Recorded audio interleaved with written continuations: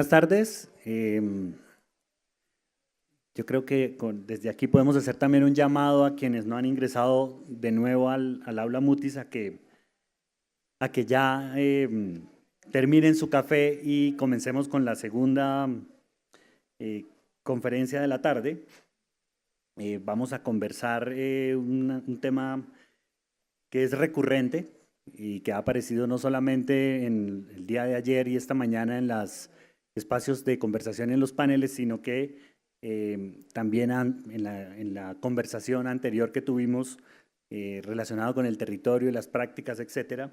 Y pues vamos a conversar sobre economía y patrimonio cultural inmaterial, y obviamente todo pensado en los contextos urbanos o en los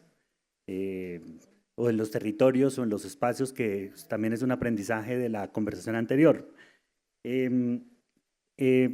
Obviamente hay un aspecto central que es la valoración cultural del patrimonio cultural inmaterial, pero también pues y es innegable o su dimensión económica o claramente una valoración económica del patrimonio cultural inmaterial que hacen las mismas comunidades y los mismos portadores.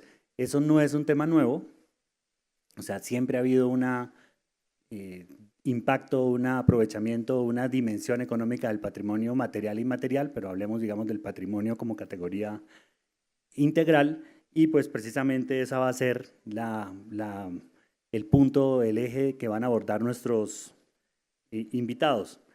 Hago una presentación muy rápida, ustedes la tienen de todas maneras en el reader que recibieron, y pues vamos a tener al profesor Donovan Riquema. Él es consultor, digamos, tiene un perfil muy interesante porque tiene un pie en la academia, pero también un pie en la consultoría, en el trabajo desde sus empresas de consultoría, donde ha trabajado entonces este tema de los nexos entre la economía y la conservación del patrimonio, y pues también, como les anotaba anteriormente, tiene su experiencia también desde la academia en la Universidad de Pensilvania. Y Javier Machicado es economista,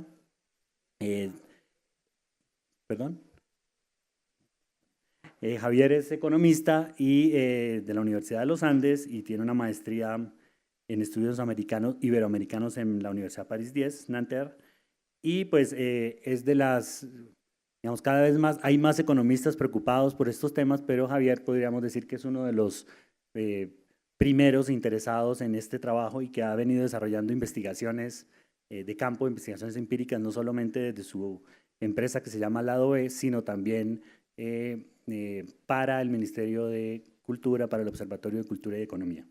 Entonces, pues vamos a darle entonces la palabra inicialmente al profesor Donovan, y luego, igual como fue la metodología anterior, pasamos a la presentación de Javier Machicado, y luego entonces tenemos el espacio de preguntas. Espero que esté funcionando adecuadamente la traducción, porque pues, la presentación del profesor Donovan va a ser en inglés.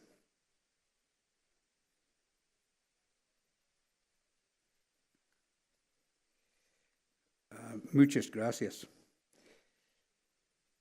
Excuse me, I want to set my timer so I don't put you all to sleep because I've talked 4 hours and 22 minutes. Thank you very much. I am most pleased and honored to be invited to join this symposium. Hablo muy poco español, poquito y malo, so everything will be in English, but at least from my experience in the last 2 sessions, the translators are fabulous, so I'm sure that they will do as well from English into Spanish. I also loved both of these presentations. I learned a lot from them, but regardless of the kind words of the introducer, I really am not much of an academic. I teach a college course or two, but I'm much more of a practitioner. And so this is going to be a perspective from a practitioner's point of view, and here's what it's going to be: some basic premises and 2 frameworks for you to consider, some lessons we have learned in studies we've done in the U.S., how the intangible heritage might be valued, and some examples of that. I want to point out briefly about how often tragically, the loss of the tangible heritage puts the intangible at risk. And finally, some two quick examples from the U.S. and the cities of San Francisco and San Antonio on experiments that they are doing now that reflect on intangible heritage. So some basic principles for you to consider. And again, this is just my outlook, and so you're under no obligation whatsoever to concur at all with these observations. But the first is this, that place doesn't equal location. Now, I don't know if the nuance of the difference between those words is as clear in Spanish as it is in English. Location is a point on the globe, intersection of longitude and latitude, but a place is something else. Now, every place has to have a location, but I'd argue that not every location meets the test of being a place. And the second, and again, most of our work is intangible heritage. I don't represent it all to be an expert in intangible heritage, but as I was thinking about this presentation, it occurred to me that it's often the intangible that converts a mere location into a place.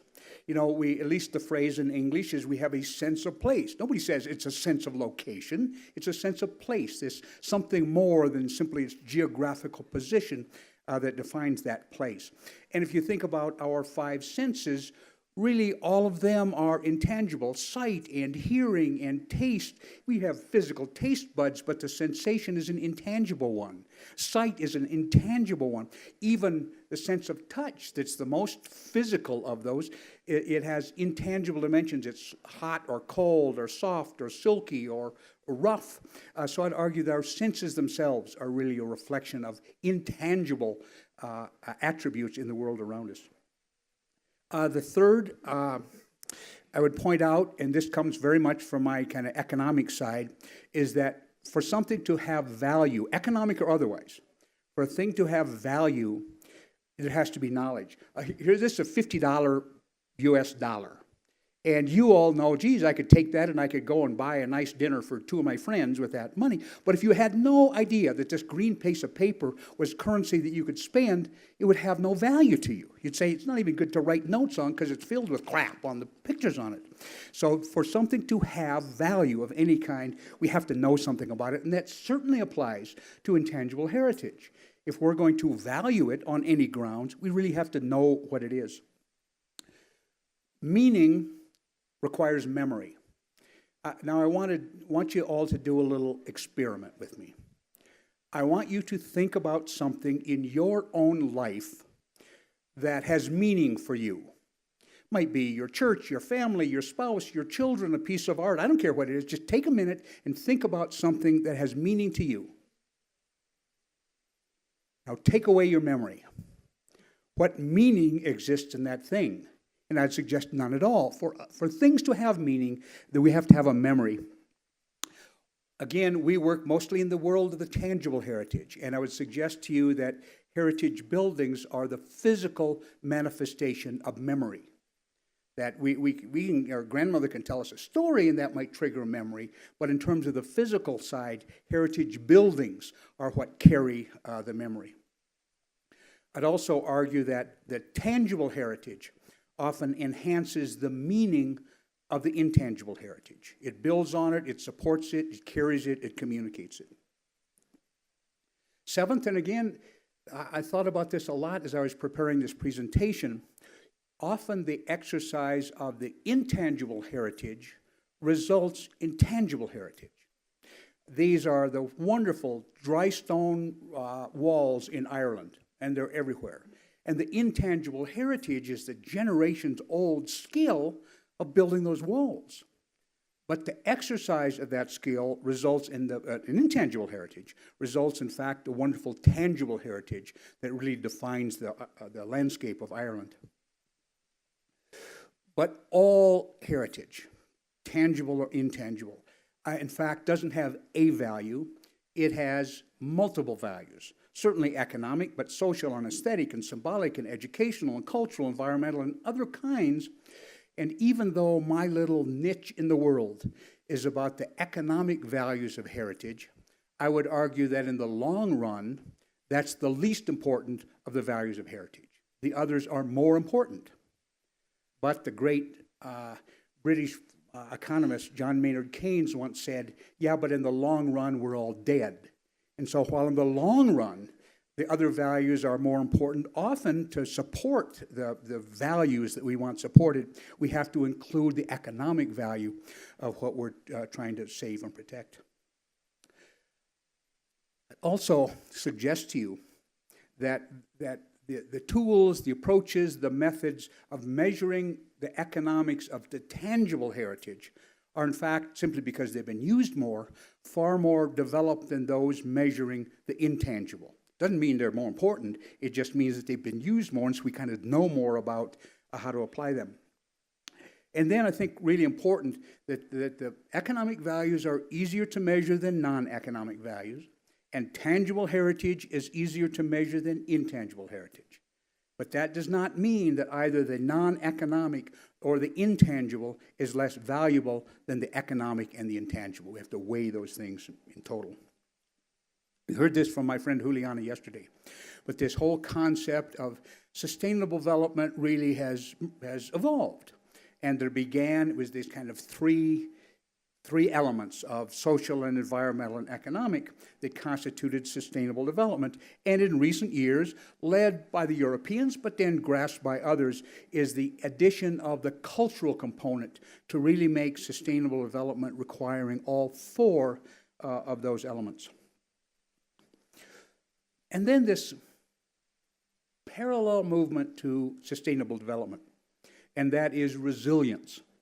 That now many cities have sustainable development offices, but they also have offices of resilience. And resilience really is critical for both cities and nations. And so when I was preparing this, I kind of, not that smart, I had to look up definitions, and I really like this one, where sustainability aims to put the world back into balance. Resilience looks for ways to manage an imbalanced world. And if you think about, from the headlines today, think about whatever post-conflict Syria looks like, secular democracy in Turkey, immigration issues in Europe, the United States after the idiot who's there now. All of those are going to require resilience in those countries, in those nations facing those issues. And I would suggest to you that the cultural heritage, both tangible and intangible, can really be a component, central component of both sustainability and resilience. This is I think, one of the most moving examples in the world. This is Mostar, and for centuries, it's in Bosnia. On the left-hand side, traditionally, was the Muslim community. On the right-hand side was the Christian community. And in the Balkan, the bridge connected them, the physical bridge there. Well, in the Balkan Wars, it was an early target. Now, maybe there was military strategic advantage. I think it was just symbolic. We want to sever this relationship. And so when the Balkan War was over, one of the first things that happened, funded by NGOs around the world, support from UNESCO, the World Bank, was the reestablishment of the Mostar Bridge as really a symbolic but physical way to represent that tangible connection between those two communities that had lived in peace really for generations.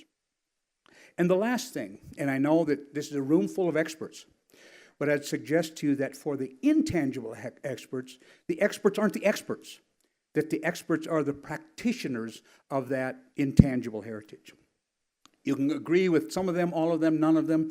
It's just the framework with which I'm thinking about this issue of the values of intangible heritage. So the World Bank, love it or hate it, but the World Bank really is increasingly funding projects that involve cultural heritage. And their framework is this. They see that cultural heritage adds livability, adds competitiveness, promotes inclusion, and supports resilience. That's a framework. And then we go back to this broadened framework of sustainable development, social and economic and environmental and cultural. I'm going to come back to those four sets of fours to really frame about how we might think about valuing intangible heritage. So some lessons we have learned. We're a firm, private sector firm, and we do a lot of research work, and a lot of the research work we do is measuring the economic impact of heritage. And by that, that usually means the built heritage.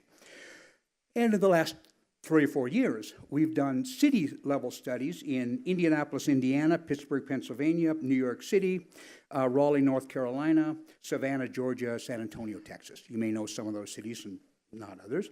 We're currently at work on similar studies in Saratoga Springs, New York, a little town of 30,000 people, finishing one in Miami, Florida, and about halfway through one in Los Angeles. And in this analysis, we're learning new lessons about the impacts of the heritage. And so that's kind of what I want to share with you, but I want to tell you about the concept of revealed preference. Now, if you're an economics geek guy, you could talk about it in terms of some stupid chart like that. Revealed preferences is kind of figuring out how people act, but I'd suggest there's a kind of easier way to explain it. There's chocolate ice cream and there's vanilla ice cream. And I could say, everybody who likes vanilla better, raise their hand. Okay, put your hands down. Everybody likes chocolate better, raise your hand, put them down. And that's stated preference. You said, oh, I like chocolate or I like vanilla.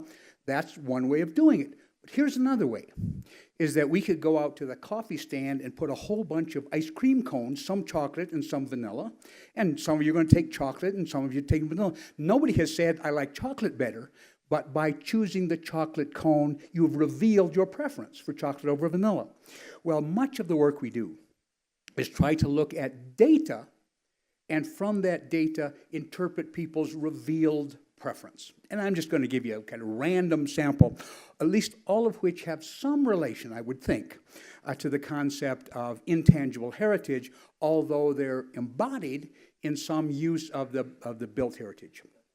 Raleigh, North Carolina, capital city of the state of North Carolina, prosperous place in the center of 5 great universities, growing city, and vibrant economy, and lots of new construction going on in their El Centro, in their center city. But we looked at where the new businesses that opened up in downtown Raleigh went to. Well, almost half of them went to historic buildings, designated historic buildings in downtown Raleigh. And another quarter went to older buildings that just hadn't been designated. So the revealed preference of those businesses was to say, I want to be in one of those historic buildings. Now, a couple things about that. In part, that's a cost issue. Sometimes they're cheaper. But the second thing, particularly of young and new businesses, is they want the building to express character and to reflect what they're doing inside that building. And so they opt for historic buildings. Here's New York City. The historic districts, the area that's under the purview of the city's Preservation Commission, is only 3.4% of the lots in the city of New York. And those constitute about 8% of all of the jobs in New York City. But 10% of small firm jobs, 10% of startup firms, 11% of young firm jobs choose to be in those historic districts. So disproportionate, that revealed preference, I want to be in that place of historic character. Here's Savannah, Georgia, one of the great historic cities in America. If you have a chance to visit one city in the U.S., go to Savannah. The historic districts, 30%, 31% of all jobs. Small firms, 48%. Startup firms, 58%. Disproportionate choice, revealed preference to be in the historic district. And then sometimes, because I have smart young people that work with me, think of looking at ways differently. Well, Yelp, you probably have Yelp in Columbia, and people go and do their judgment of the laundry or the restaurant or the whatever. So we looked at the top 20 restaurants, favorite restaurants in Raleigh, and almost half of them were located in historic buildings. So it clearly isn't just the food that people are choosing those places. It's the character that's in the restaurants that's serving the food. Here's New York City. Again, 8% of all private jobs in historic districts, but almost 13% of the jobs in food service, meaning where their restaurants are. Here's a small state of Rhode Island, up in the New England, northeast part of the United States, and surveys of visitors who come to Rhode Island. Well, the first thing they do is is go shopping. Well, all of us, when we go travel, we go shopping, no surprising. Second thing that people do going to Rhode Island is fine dining, and 16 of the top 25 choices in Rhode Island are in fact in historic districts, and then they do a bunch of other stuff. Indianapolis is a city in the middle of the United States. Improved a lot in recent years, but for a long time had a reputation of being kind of the most boring place in all of America.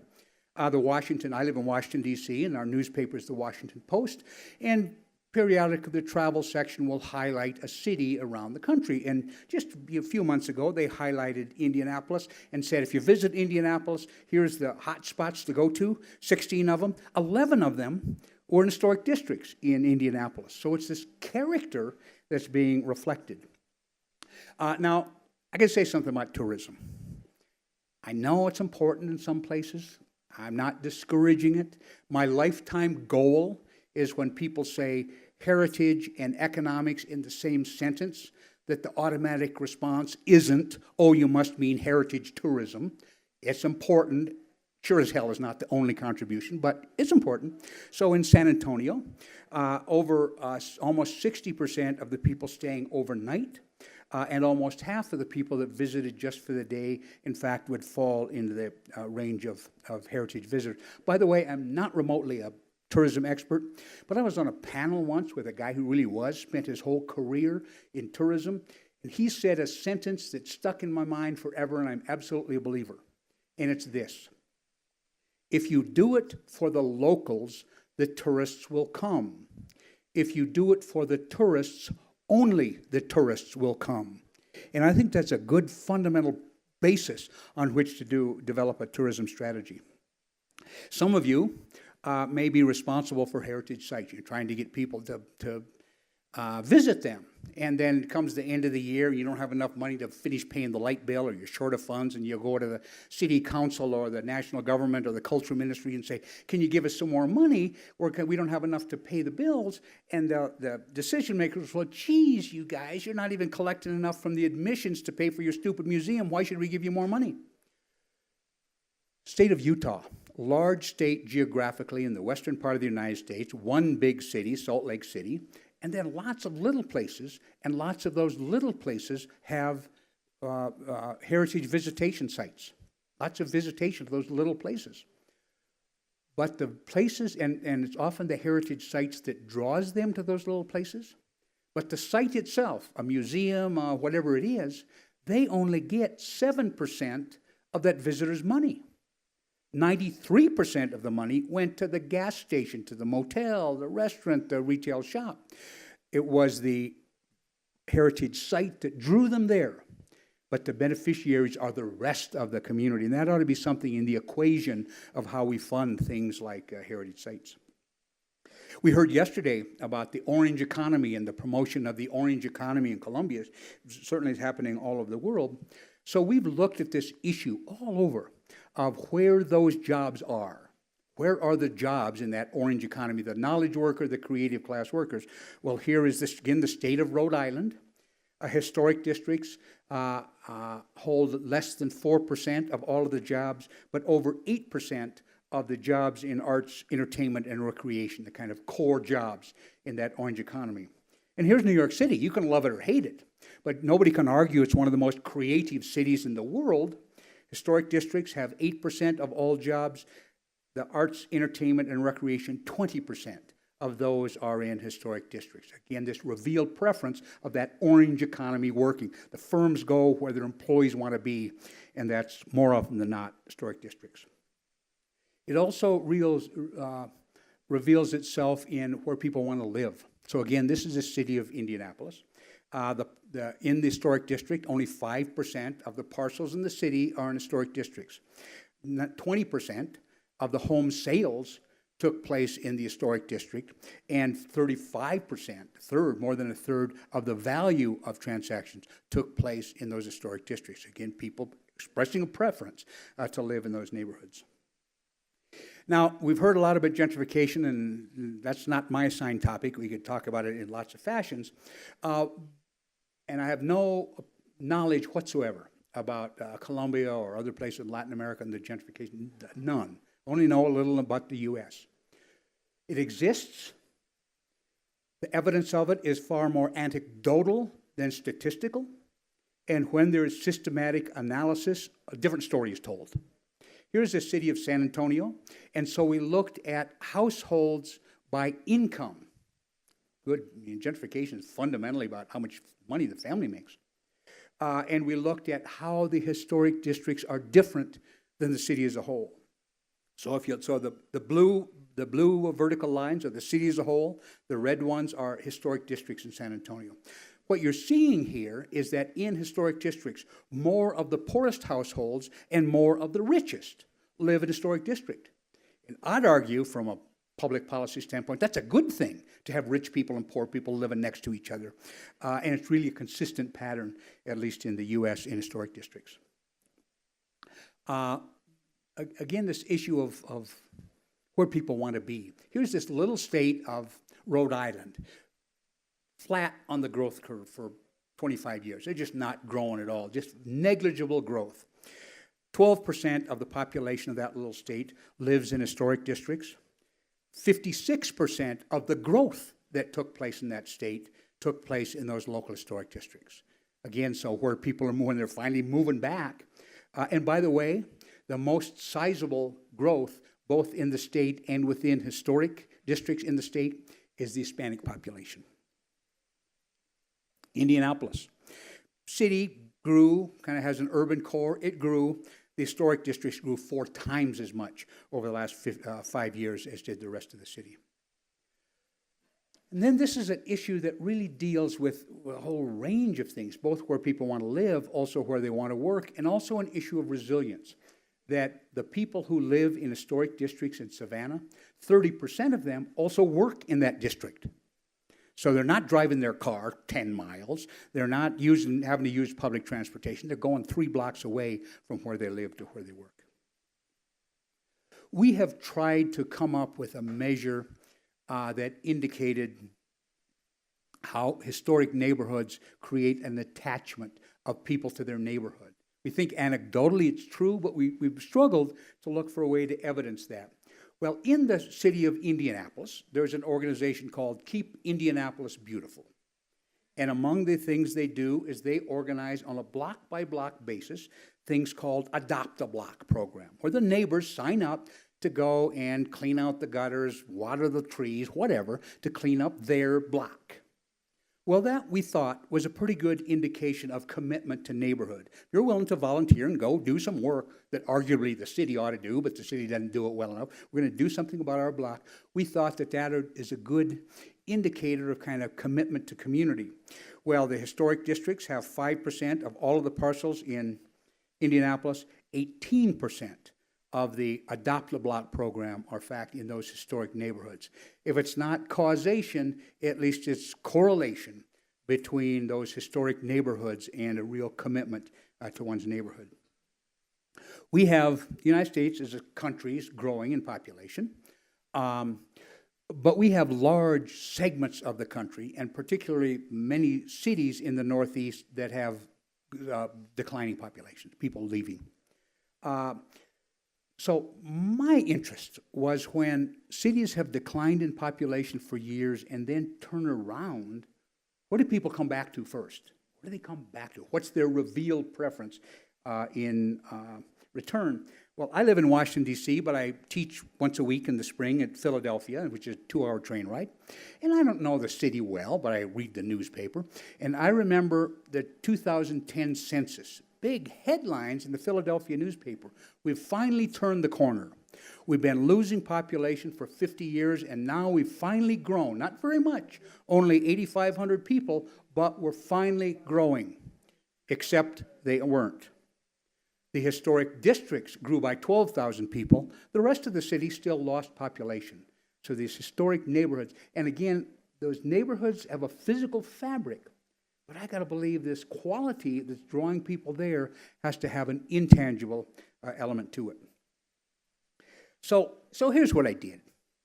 I tried to, we haven't valued directly intangible heritage. And Juliana and Alvaro contact me and say, we want you to talk about the impacts of, economic impacts of intangible heritage. Well, I don't know what the hell to look at. So what I did was kind of look back at examples that I think would be measurable in terms of economic impacts, but in a different fashion as well.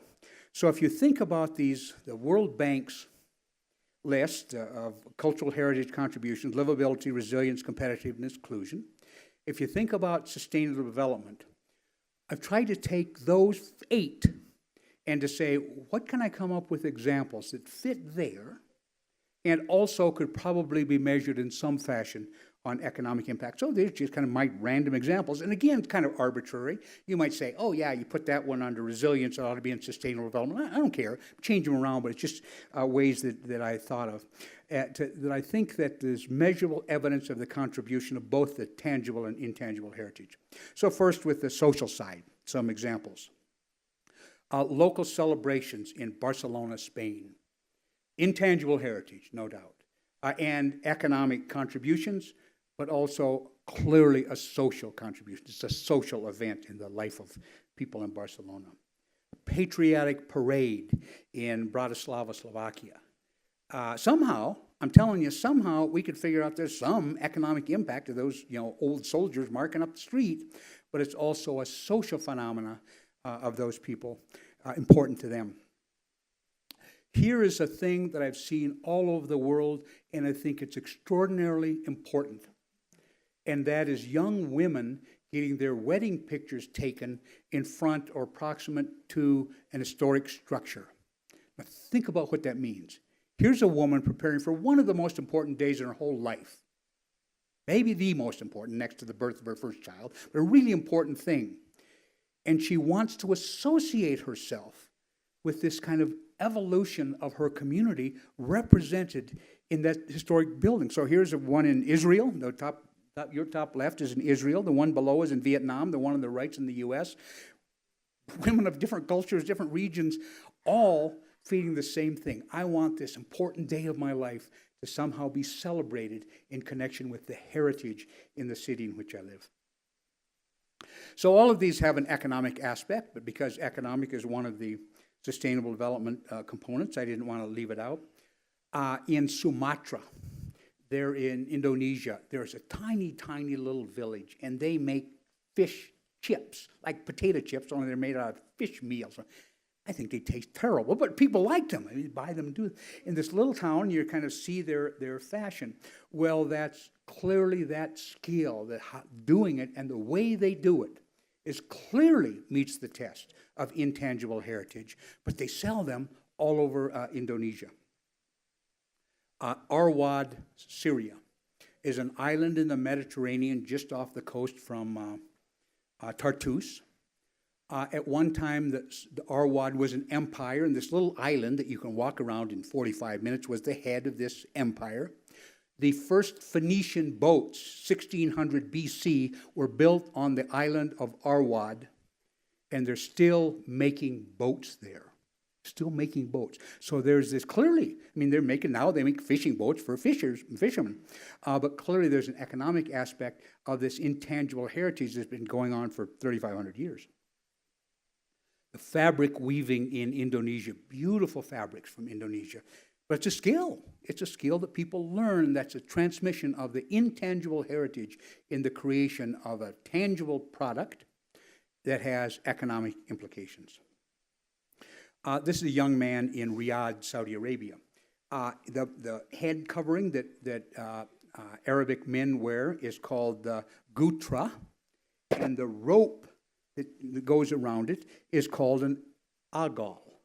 And so this guy, in his little stand, is making these things to sell. Clearly, it makes his living. He survives because he can make and sell these, but that's an intangible heritage that has economic aspects and converts intangible skill to a heritage product.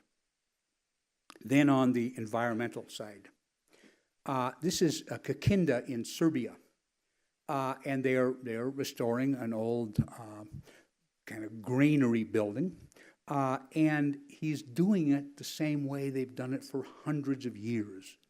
They're plastering, and why I lump it in the environmental side is everything is local. He's not importing materials from Malaysia or labor from Canada.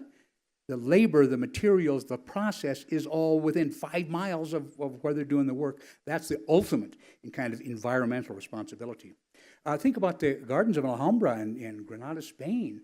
I mean, both the gardens themselves they're tangible, but the process of growing them, of maintaining them, of thinking of them, of keeping them for since 700, so whatever that is, 1,200 years, is an intangible heritage that manifests itself in one of the most wonderful places in the world.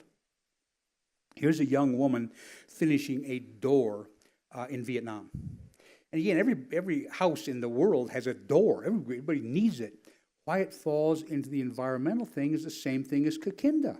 The materials to make that door were from, the forest outside way. The woman's skill, she's living there. The product is no shipping a bunch of stuff across the ocean. In fact, that product is being made, and that's environmental responsibility. Here is a young man in Sharjah in the United Arab Emirates making decorative wood pieces that go in houses. Again, the materials, the skills, the use of those are in fact all local. And the kind of old saying about, think globally and act locally. Well, the way to be really environmentally responsible is to act locally whenever possible.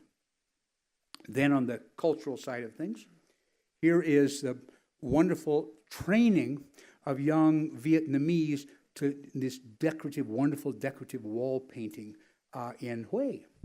And apparently the skill had been lost, or mostly lost, and so the Germans provided expertise in that to train these young Vietnamese on how to do that work, reestablishing this transference of this intangible heritage of that fine painting. Religious rituals in Myanmar. I mean, that's a big deal. It's a big deal. Again, intangible heritage and is carried on. All of these, whatever category I've lumped them, I think could be measured on economic impact. Traditional dance in India, clearly an example of intangible heritage that's cultural. Tim, you'll hear tomorrow. The last time we were together was in Korea at the UNESCO Forum for World Heritage Cities, and wonderful performance of these Korean drummers. Again, intangible heritage that has measurable economic impacts. Then the issue of livability. And again, at least in the North America, we're talking a lot about cities needing to be livable. It's not enough to have the water and sewer and school system. You have to be livable. Well, here's Lilong in Shanghai, China, where Juliana and I first worked together. Now, for many of us, we'd say, I wouldn't want to live in that goofy little thing in Shanghai, China. I'm telling you, the people, they're precious to the people who live there. They are these 2- and 3-story early 20th century, late 19th century structures in the midst of 40-story condominiums, but high quality of life, both in their creation and how that it incorporates the migration from the people of the region, multiple roles they play, and for those people. Their Lilong provides a high quality of life that'd be lost if the government ups them and moves them to some high-rise at the edge of town. Food has got to be central to quality of life, livability issues. And here's these fabulous, in Tbilisi, Georgia, this fabulous local creation that adds to the livability and pride of that place. Street musicians in Wrocław, Poland, clearly a part of the quality of music as quality of life, and this kind of, and we heard about it, the wonderful use of public spaces to in fact convey this intangible heritage. And the urban parks in Paris. And it's not just millennials as being there. They've been millennials there for a millennia. In fact, is part of the fabric of life in Paris and has a measurable kind of impact. And then the issue of resilience. The photo actually is from Christchurch, New Zealand, which had 2 massive earthquakes 6 months apart. And the first one took down half of their heritage buildings. The second one took back almost the rest. But it's a resilient city. But here's a plaster worker again in Sumatra.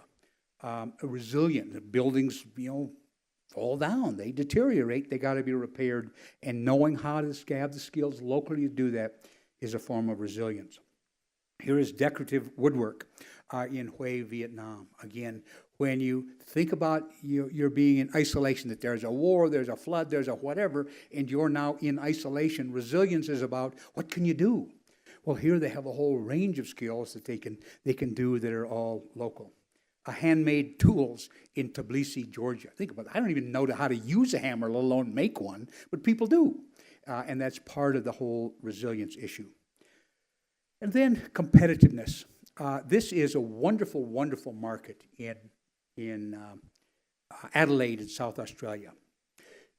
It has followed, and it's huge, but when we were in the Plaza de Mercado yesterday, I thought about this place, much, much bigger, but they followed the rule of do it for the locals.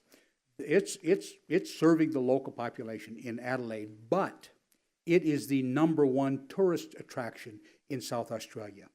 So they haven't touristed it up. They've done good work for the locals, and tourists, in fact, love to see it. These regional, as a piece of competitiveness, regional food specialties in Georgia. Think of local wines and olive oil in Portugal. Again, all competitiveness. And the restoration skills still existing to restore the columns, ancient columns in Athens. I mean, it's those columns that gets us to go there. But that couldn't happen, in fact, if there weren't people with skills to keep them going. Handmade furniture in Medan in Indonesia. All things, it's a competitive product to be able to buy there. Then inclusion. This is in Johannesburg, South Africa, and there's a park in the center city that after apartheid was kind of, they tried to make it a kind of symbol of healing and inclusion. And these wonderful busts were carved by a homeless guy who lived in the park forever, and that's what he did. He carved the busts, and it was other people who lived in the park. And now there's this wonderful collection really representing inclusion from the art, the skills of that man, the intangible heritage, manifesting itself in tangible heritage that represents inclusion. Children, blocks of them, dozens of them, learning how to play bridge in the park in Belgrade, Serbia. And then this kind of public statement in Lisbon that we are a city of tolerance, a public statement in the center of the city, all about inclusion. And alternative art in Kikinda, Serbia, again, representing a range of kind of inclusion. Just very briefly, though, I want to point out how the loss of the intangible loss of the tangible can put the intangible at risk. There was this wonderful multi-year process in Aleppo, Syria, funded by the Germans, by the Aga Khan Trust for Culture and others. Fabulous, fabulous place. And the souk, the most magnificent souk I've ever been in, was not just a place to sell goods. And again, I thought of it when we were at the Rivas, the Rivas. Yeah, yes, what is it? Passade de Rivas reminded me of it, because similar. So it's not just a place to sell stuff, that there's a whole culture of going there, of communication, of eating with your friends and neighbors in the, on the gasoline barrel, that the fabrics are there, and the fabrics there are bought by the guys who are weaving the rugs, 6 stalls away, all of which is intangible heritage, and it's gone. And when you lose that tangible heritage, what happens to the intangible that was central to the functioning of that wonderful monument? So the last thing I have is a couple experiments going on in the U.S., and both early on, and we'll see how they're working. The city of San Francisco has started a legacy business program, begun just 2 years ago. And the business has to have been in business for at least 40 years and be nominated. It can be nominated by a citizen, can be nominated by the business itself, can be nominated by a city council member, but needs to be nominated and approved. Now there's about more than 70 businesses in San Francisco that are listed. And the interesting piece of this is that both the businesses and the landlords are eligible for incentives. The business gets $500 per employee. The landlord gets a kind of rent subsidy, so we're keeping the rents lower than if the property opened up. But the real big thing from the business's point of view is they have this recognition as a legacy business in San Francisco. And this whole range of things. So there's the El Rio Dive Bar. There's a thing called the Oddball Films. That's a place that just archives kind of weird movie stuff. There's a produce market. There's an art supply place. We're only in San Francisco. There's a combination laundromat and comedy club. But all of them have been around for more than 40 years, and all of them identified as legacy businesses. And then in San Antonio, Texas, recently, a couple years ago, inscribed the missions of San Antonio, inscribed on the World Heritage List. But they didn't just stop with that designation.